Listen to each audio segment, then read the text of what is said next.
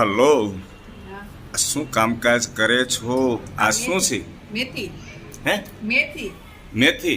પણ આવી કેમ છે મેથી? આમ પીળી કેમ દેખાય છે? આ ગામડેથી આવી ને ઈ છે. આ સુકવણી કરી સુકવણી મેથી આમ શું કામમાં લાગે? સબ્જીમાં ને એમાં વપરાય. કસૂરી મેથી કસૂરી મેથી હા. સબ્જીમાં વપરાય. બીજું શેમાં યુઝ કરાય? કેટલા કરવા તો થાય. લીલી ન મળે ત્યારે આ ઉપયોગ કરાય. પણ લીલી હોય ત્યારે જ આપણે ખવાય ને, સૂકવેલી શું કામ ખાવી ક્યારે જોઈએ?